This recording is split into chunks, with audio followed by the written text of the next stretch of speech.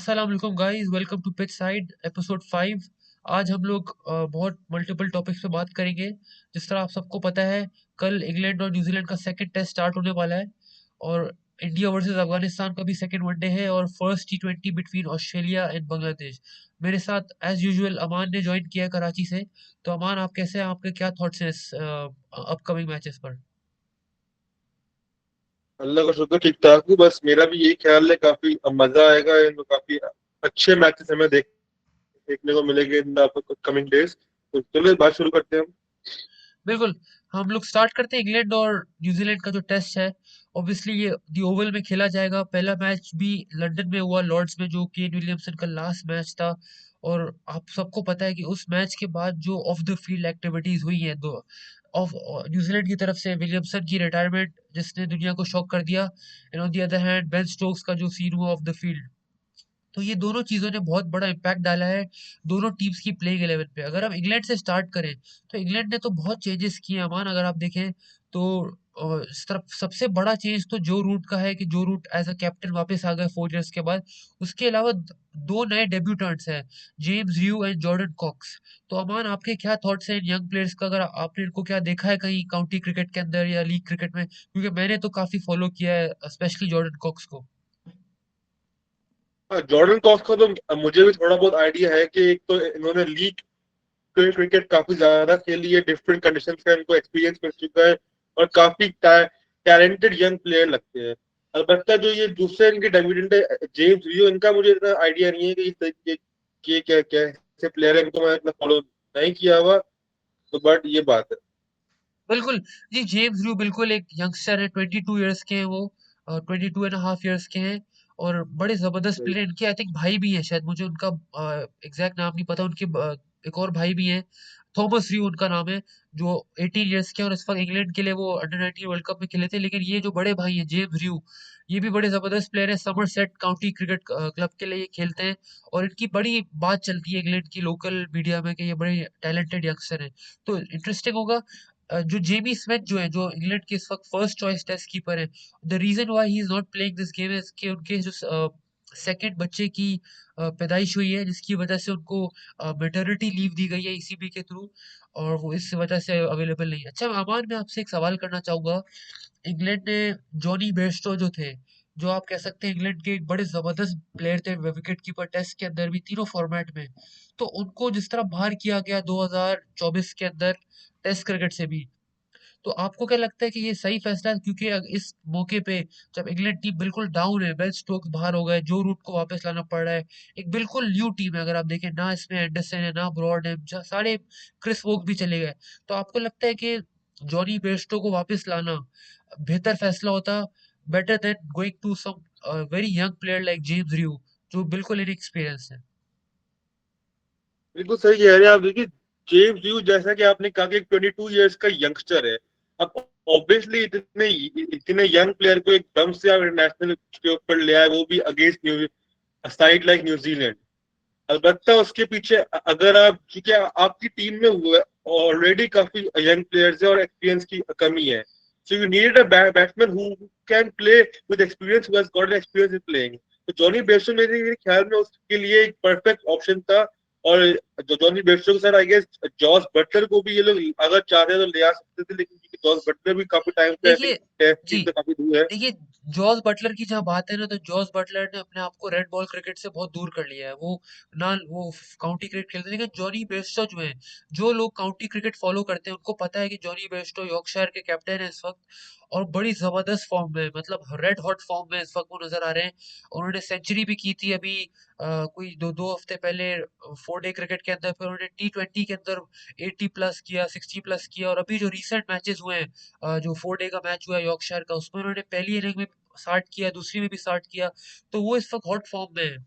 तो उनको बेशक उनकी एज हो गई है 36 के, बट जॉनी बेस्टो जैसा वर्ल्ड क्लास प्लेयर वो आपको इतना आसानी से दोबारा नहीं मिलता है। तो जब तक वो है, मुझे लगता है पर्सनली इंग्लैंड को उनकी जो सर्विसेज है उनको लेना चाहिए था। अच्छा, अब हम आगे बढ़ेंगे न्यूजीलैंड की तरफ, ये बात करना चाहेंगे। जिस तरह केन विलियमसन ने रिटायरमेंट ली है, तो उनकी जो रिप्लेसमेंट आई है इस वक्त, वो हेनरी निकल्स है। और अमान, आपने मुझे याद है बात की थी हमारे विलियमसन वाले शो में कि हेनरी निकल्स को न्यूजीलैंड लाएगा। वो बात आपकी बिल्कुल यहाँ पे सही साबित हो गई है। जी बिल्कुल, मैंने कहा था कि हेनरी निकल्स मुझे पर्सनली एक अच्छी रिप्लेसमेंट लगते हैं क्योंकि उनकी बैटिंग की टेक्निक और थोड़े मुझे टेक्निकली साउंड प्लेयर लगते हैं as compare to other New Zealand batsman. और अगर हम इसके अलावा बात करें तो अभी तक क्योंकि न्यूजीलैंड ने प्लेइंग 11 अनाउंस नहीं की तो हमें आइडिया नहीं कि बॉलिंग में वो लोग क्या चेंजेस करते हैं या चेंजेस नहीं भी करते, क्योंकि मेरे ख्याल से लास्ट पहले टेस्ट में अगर हम देखा जाए तो न्यूजीलैंड ने इंग्लैंड की टेल को आउट करने में काफी स्ट्रगल किया था सेकंड इनिंग में, जिस वजह से टारगेट काफी ज्यादा चला गया था उनकी बहुत से बार। जी बिल्कुल, आई थिंक न्यूजीलैंड की फास्ट बॉलिंग जो है जब से टिम साउथी, ट्रेंट बोल्ट ये सब गए हैं, तो मुझे पर्सनली इतना फील नहीं हुआ कि न्यूजीलैंड की बॉलिंग खराब हुई है। अगर आप देखें तो मैट हेनरी 34 इयर्स के हैं लेकिन बड़ा अच्छा कर रहे हैं। और फिर जो नई लौट आई है, बिल ओरॉक है, नेथन स्मिथ बड़े जबरदस्त बॉलर हैं, पिछले मैच में उन्होंने फाइफर भी लिया। तो कुछ अच्छे बॉलर्स आए हैं बिल्कुल। और काइल जेमिसन जो बड़े जबरदस्त टैलेंट है, उनको भी काफी टाइम हो गया खेलते हुए, तो वो भी अच्छी फॉर्म में दिख रहे हैं विद द बॉल। अगर आप इंग्लैंड की बॉलिंग देखें इस वक्त, तो मुझे लगता है कि मैंने पिछले 10 से 15 सालों में इतनी इनएक्सपीरियंस्ड इंग्लैंड बॉलिंग कभी भी नहीं देखी है, जिसमें सिर्फ बिल्कुल जोफ्रा आर्चर है वर्ल्ड क्लास बॉलर, अपना वो भी कम बैक कर रहे हैं इस वक्त, क्योंकि वो पहला टेस्ट नहीं खेले थे आईपीएल की वजह से, लेकिन इसमें वो हैं। बट दूसरे जो बॉलर हैं, जॉश टंग अच्छे बॉलर हैं, वंस अगेन एक्सपीरियंस नहीं है। मैथ्यू फिशर जो है वो भी काउंटी के बॉलर हैं। सोनी बेकर भी कहीं ना कहीं अपना डेब्यू ही कर रहे हैं, क्योंकि उन्होंने भी सिर्फ एक टेस्ट खेला है अपने करियर में, वो भी श्रीलंका के अगेंस्ट 2024 में। वो हाँ, ओवल पे खेला था, तो शायद आप कह सकते हैं उनका एक्सपीरियंस है, बट वो भी बड़े रॉ टैलेंट हैं। तो मुझे पर्सनली इतना समझ नहीं आ रहा है कि जो इंग्लैंड की जो क्रिकेट है इस वक्त वो कहाँ जा रही है। एक्सपीरियंस लैक कर रहे हैं, और मुझे लगता है न्यूजीलैंड के लिए ये एक हॉट चांस है टेस्ट जीतने का। बिल्कुल, मैं थोड़ी सी बात जरा इस ओवल की पिच पे करना चाहूंगा। जैसे कि हम जानते हैं कि ओवल की इस ग्राउंड में जो न्यूजीलैंड है वो 27 ईयर्स के बाद कोई टेस्ट मैच खेलने जा रही है। और अगर हम पिच की बात करें तो नेचुरली जो ये ओवल की पिच है वो स्टार्ट में थोड़ा बहुत आपको बाउंस प्रोवाइड करती है, लेकिन एक मरतबा अगर बैट्समैन सेट हो गया तो उसके बाद काफी बैटिंग ट्रैक बैट्समैन के थोड़ी पिच इजी हो जाती है। और इसमें देखा जाए तो compare to other English venues ovals का पिच थोड़ा ज्यादा पेस को ऑफर करता है, लेकिन इसमें एक बात ये भी है कि बाकी पिच की तरह इसके अंदर डे 4 डे 5 पे एक स्पिन फैक्टर आता है, और स्पिनर्स का काफी इंपॉर्टेंट रोल निकल के आता है। और जैसे हम जानते हैं कि अभी जून का महीना चल रहा है तो गर्मी है, बिल्कुल तो बिल्कुल, इस वजह से जो सॉरी, मैं पिच है वो एक ड्राइव ज्यादा जी, ज्यादा रहेगी और जल्दी ब्रेक होगी। मैं एक करेक्शन करना चाहूंगा कि सोनी अब बोले बेकर बोले। जो है, सोनी बेकर भी अपना टेस्ट डेब्यू करने जा रहे हैं। जिन बॉलर की मैं बात कर रहा था उस वक्त, वो सॉरी जॉश हल थे, जिन्होंने 2024 में डेब्यू किया था श्रीलंका के अगेंस्ट। तो कहीं ना कहीं यहाँ पे अब 3 डेब्यूटेंट्स के साथ इंग्लैंड उतरने वाली है, जो एक और रिस्क को बढ़ाता है कि सोनी बेकर ने वनडे खेला हुआ है, टेस्ट उनका अभी भी नहीं है, तो वो अपना टेस्ट डेब्यू करने जा रहे हैं। जी बिल्कुल। और मैं कह रहा था कि स्पिन का फैक्टर मेरे ख्याल में डे 4 डे 5 में काफी इंपॉर्टेंट आएगा, अगर तो मैच डे 4 डे 5 तक गया। बिल्कुल, लेकिन इंग्लैंड ने तो देखिए ना, शोएब बशीर जो पिछला टेस्ट खेले थे उनको ड्रॉप कर दिया है टीम से। तो स्पिनर पे वो जा नहीं रहे। वो कहीं ना कहीं, अगर आप जो कह रहे हैं कंडीशंस अगर है होती हैं, तो फिर आप देखेंगे कि जो रूट खुद बॉलिंग करेंगे या जेकब बेथेल अपनी लेफ्ट आर्म स्पिन करेंगे, उसके अलावा कोई ऑप्शन है नहीं इंग्लैंड के पास। तो देखते हैं क्या होता है, कल ये टेस्ट शुरू हो जाएगा। वेदर भी देखना पड़ेगा इंग्लैंड में, आप सही कह रहे हैं, गर्मी का सीजन चल रहा है इस वक्त काफी। तो देखना पड़ेगा पिच ओवल की, जो मुझे लगता है कि ये एक ऐसी पिच है जो फर्स्ट डे पे थोड़ा होता है, यहाँ पे सीम मूवमेंट मिलती है, लेकिन डे 2 डे 3 आसान हो जाता है। अगर जी आप ट्रेडिशनली देखें तो एशियन टीम्स जो है ना, वो इस ग्राउंड में बड़ा अच्छा खेलती हैं। अगर मैं थोड़ा पास में जाऊं तो 2016 के अंदर पाकिस्तान ने यहाँ टेस्ट जीता, और फिर 2000 आई थिंक 21 में इंडिया ने यहाँ टेस्ट जीता, और फिर 2024 में श्रीलंका ने भी यहाँ पे टेस्ट जीता है। तो एशियन टीम अच्छा करती है। आप देखना पड़ेगा न्यूजीलैंड जो है वो यहाँ कैसा करती है इस टेस्ट के अंदर।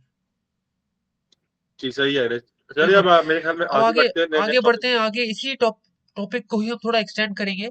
जिस तरह आपको पता है कि बेन स्टोक्स का जो केस हुआ है यहाँ पे, जिस तरह उनके साथ पूरा चल रहा है मामला कि उनको बाहर कर दिया गया है, लेकिन बाहर करने के अलावा अगर आप देखें तो उनको टीम से, क्रिकेट से बाहर नहीं किया है, उनको डरहम के लिए काउंटी क्रिकेट के अंदर उनको मैच खिलाया जाएगा। अपनी काउंटी के लिए, तो वो ऐसा नहीं क्रिकेट से बिल्कुल अलग हुए हैं, वो क्रिकेट खेल रहे हैं, डरहम के लिए खेलेंगे लेकिन इंग्लैंड के लिए नहीं खेलेंगे। तो अमान, इस पे आपका क्या थॉट है? और ये जो इंग्लैंड का जो चीजें सामने आ रही है, जिस तरह वो ड्रिंकिंग कल्चर और अल्कोहलिज्म जो उनकी क्रिकेट में चल रहा है, तो इस पे आपका क्या कहना है? देखिए, अब इसके बारे में हम लोग पर्सनली तो कुछ कुछ ज्यादा नहीं कह सकते, लेकिन हाँ बिल्कुल सही बात है कि स्पोर्ट्स के अंदर जब जब अगर अल्कोहल जैसा कल्चर इन्वॉल्व होगा तो जाहिर है प्लेयर्स खराब होंगे। और बेन स्टोक्स जैसा प्लेयर जिन पे पहले भी आई गेस ऐसे कुछ केसेस हो चुके हैं, उनके फड्डे वगैरह होते रहते हैं क्लब्स के बाहर। और इसके अंदर आई गेस ओली रॉबिन्सन का भी फंड हुआ था, तभी उनको आई थिंक ड्रॉप किया गया सेकंड टेस्ट से।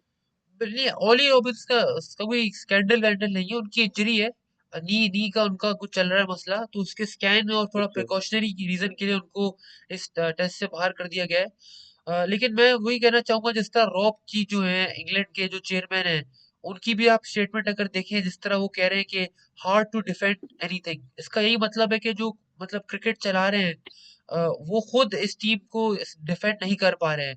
तो आप सोच सकते हैं कि ये जो प्लेयर्स हैं, ये किस तरह का इनका एटीट्यूड है ऑफ द फील्ड, जिस तरह ये अपने आप को लेके चल रहे हैं। मैं भी यही कहना चाहूंगा कि जो ड्रिंकिंग कल्चर ये सब एग्जिस्ट करता है स्पोर्ट्स के अंदर, बट इंग्लैंड में थोड़ा ये बहुत ज्यादा मामला आगे बढ़ गया और डिसिप्लिन बिल्कुल नहीं है प्लेयर्स का, कोई यहाँ पे चेक एंड बैलेंस नहीं है। अब जाके कुछ हमें लग रहा है कि अकाउंटेबिलिटी हो रही है, लेकिन अब देखना पड़ेगा आगे क्या होता है इसके अंदर। जी, अब कह तो सही रही है, क्योंकि डिसिप्लिन का होना बहुत ज्यादा इंपॉर्टेंट होता है, क्योंकि अगर आपके स्पोर्ट्स के अंदर डिसिप्लिन नहीं होगा तो आप कहीं ना कहीं पे बड़े मैचों में लैग करोगे, आपके प्लेयर्स भटकेगी और you would lose at some point. तो इंग्लैंड पे अभी वही वक्त चल रहा है कि जैसे कि बेन स्टोक्स का इतना बाहर हो जाना, जो रूट को ऐसे कैप्टन वापस ले आना, ये इंग्लैंड के ऊपर ये काला धब्बा है मेरे मुताबिक, कि इनको कुछ ना कुछ ऐसे खिलाफ एक्शन लेना होगा, serious action. Definitely I think ये अगर चलता रहे ना, तो फिर मुझे लग नहीं रहा कि इंग्लिश क्रिकेट जो है ना वो अपनी रेपुटेशन को हैंडल कर सकेगी। और जी बेशक बिल्कुल। वो क्रिकेट भी अच्छी खेल रहे हैं, एशेज में हार गए, लेकिन ये चीजें नहीं होनी चाहिए, क्योंकि क्रिकेट एक जेंटलमैन्स गेम है, और उसमें अगर आपके कैप्टन आपके प्लेयर्स इस तरह अगर एक्ट करें तो इसका कोई अच्छा नहीं होने वाला है। आगे बढ़ेंगे, कल दो और मैचेस भी हैं, जिस तरह आप देख सकते हैं स्क्रीन पे, इंडिया वर्सेस अफगानिस्तान का सेकेंड वनडे मैच जो लखनऊ में खेला जाएगा, बिल्कुल। और ऑन द अदर हैंड बिल्कुल। ऑस्ट्रेलिया वर्सेस बांग्लादेश की T20 सीरीज भी स्टार्ट हो रही है। तो इस पे भी हम थोड़ा डिस्कस करेंगे, आपको क्या लगता है इसके अंदर? जी, पहली बात मैं एक बात करना चाहूंगा इंडिया अफगानिस्तान के ऊपर। जैसा कि हम जानते हैं कि पहला वनडे नेशनल बारिश की वजह से 25 ओवर्स का हो गया था, और उसमें इंडिया जीत गई थी काफी कंफर्टेबली। लेकिन आई गेस सेकंड वनडे जैसे कि जानते हैं कि लखनऊ के अंदर होने वाला है, तो मेरे ख्याल में वो एक अगर तो बारिश का कोई सीन नहीं होता तो आई थिंक एक हाई स्कोरिंग मैच होगा। हमें यहाँ पे इंडियन टीम अगर अपनी प्रॉपर बैटिंग करे तो आई थिंक 300-350 का टोटल करते हुए आएगी नजर। बिल्कुल, मैं आपकी बात से थोड़ा सा मुख्तलिफ कहूंगा। मैंने लखनऊ के अंदर बहुत सारे मैचेस देखे हैं, आईपीएल के अंदर, वर्ल्ड कप में भी, ओडीआई वर्ल्ड कप में। तो लखनऊ जो है ना, ये एक ऐसा ग्राउंड है, स्पेशली जो न्यू स्टेडियम है, इकाना स्टेडियम जो है, यहाँ की जो पिच है ना, ये वन ऑफ दोज पिचेस है इंडिया में जहाँ पे स्पिनर्स को थोड़ी हेल्प मिलती है, और थोड़ी स्लो पिच है, यहाँ पे बॉल ग्रिप भी करता है, थोड़ा स्ट्रगल होता है बैट्समैन को स्पिनर्स को खेलना। तो मैं पर्सनली समझता हूँ कि अगर अफगानिस्तान का कोई चांस है ना इस सीरीज के अंदर जीतने का, वो यही है। बेशक इंडिया की बैटिंग बहुत स्ट्रांग है, बट अफगानिस्तान की स्ट्रेंथ जो उनके स्पिनर्स हैं, वो इसी ग्राउंड पे ही अपने आप को थोड़ा चांस देख सकते हैं। और मैं कहीं ना कहीं एक्सपेक्ट करता हूँ कि राशिद खान जो है, वो अपना यहाँ पे बेस्ट शॉट देंगे और कुछ विकेट्स 3-4 ले। और मुझे लगता है अफगानिस्तान का बेस्ट जो चांस है ना इस मैच में जीतने का, वो यही है कि अफगानिस्तान आए, पहले बॉलिंग करे, और इंडिया को 50 ओवर के मैच में 250 270 60 पे रिस्ट्रिक्ट करके चेस करे। जी बिल्कुल सही कह रहे हैं। मेरे हिसाब से अफगानिस्तान को जो मेन फोकस में चाहिए, वो उनको अब चाहिए कि अपनी बैटिंग को बैक करे, क्योंकि इंडिया की बॉलिंग लाइनअप मैं नहीं मानता कि बहुत ज्यादा स्ट्रांग है। तो अगर डेफिनेटली, अफगानिस्तान सेंसिबली बैटिंग करता है, they can chase the target down. बिल्कुल। पहले बॉलिंग करें, अपनी डे के अंदर जो स्पिनर्स को हेल्प मिलती है उसको हाँ एक्सप्लॉइट करें, और फिर जब बिल्कुल। लाइट्स ऑन हो जाए, मैच के ड्यू फैक्टर भी आए, वहां पे अपनी बैटिंग को बैक करें और चेस करें। अच्छा, ऑस्ट्रेलिया बांग्लादेश में भी थोड़ी सी कड़ी लेके बात कल भी की थी, ये इसमें आप इतना मैं पर्सनली इतना एक्साइटेड नहीं हूँ सीरीज के लिए। बेशक क्रिकेट अच्छी हो रही है यहाँ पे, पर ऑस्ट्रेलिया आपको पता ही है थोड़ी अंडर स्ट्रेंथ है, Bangladesh once again looks like a team के वो यहाँ पे भी compete कर सकते हैं और ऑस्ट्रेलिया को हरा सकते हैं। जी बिल्कुल सही कह रहे हैं, लेकिन मेरा मानना है कि जैसे कि जानते हैं कि मिडिल मार्च का T20 के अंदर वो वापसी उन्होंने कमबैक किया अभी साइड के अंदर इंजरी के बाद वो आए हैं, तो इससे बिल्कुल ऑस्ट्रेलिया की बैटिंग लाइनअप को थोड़ा स्ट्रेंथ मिलेगी। और ऊपर कमली ने जिस तरह लास्ट वनडे में बैटिंग की है, तो मेरे अकॉर्डिंग कि एटलीस्ट ऑस्ट्रेलिया को इस सीरीज में अच्छी बैटिंग तो करनी चाहिए। डेफिनेटली। और मिचेल मार्श की ना बात है, बेशक वो इंजरी से वापस आ रहे हैं, बट उनका जो फॉर्म है विद द बैट वो बड़ा अच्छा है। आईपीएल में वो बिल्कुल एक हॉट बिल्कुल फॉर्म में हाँ थे, हाँ, सेंचुरीज कर रहे थे, बिल्कुल एक बड़े एग्रेसिव स्ट्राइक रेट से वो खेल रहे थे। और एलएसजी जैसी टीम जो बॉटम में फिनिश की, उनके वो एक कह सकते हैं ना कि एक लोन वॉरियर थे इस पूरे सीजन में। तो बिल्कुल आप सही कह रहे हैं कि मिचेल मार्श के आने से ऑस्ट्रेलिया को बूस्ट मिलेगा। अब चलेंगे आगे, हमारा जो वीडियो का लास्ट टॉपिक जो है ये, जो बिल्कुल श्रीलंका में जो ये बदमाशी चल रही है इस वक्त, जो ए सीरीज हो रही है श्रीलंका ए वर्सेस हाँ, इंडिया ये ए। टॉपिक है ना, तो बहुत ज्यादा हाँ। यहाँ पे बिल्कुल आप देख सकते हैं कि बड़ा हॉट मामला हुआ है यहाँ पे। वैभव सूर्यवंशी जो एक बड़ी जबरदस्त टैलेंट है, वर्ल्ड क्लास यंग प्लेयर है, तो उनका जो एक फंडा हुआ है सुपर ओवर के अंदर, सुपर ओवर में वो बैटिंग कर रहे थे, और जो बॉलर थे श्रीलंका के, वो उन्होंने बड़ी अच्छी बॉलिंग की, और वो जब आउट किया उन्होंने, तो उसके बाद आप देख सकते हैं कि बड़ी एक एग्रेसिव किस्म की मुंह मारी हुई है। और मुझे तो ये लग रहा था कि अब हाथ भी उड़ जाएंगे एक दूसरे पे।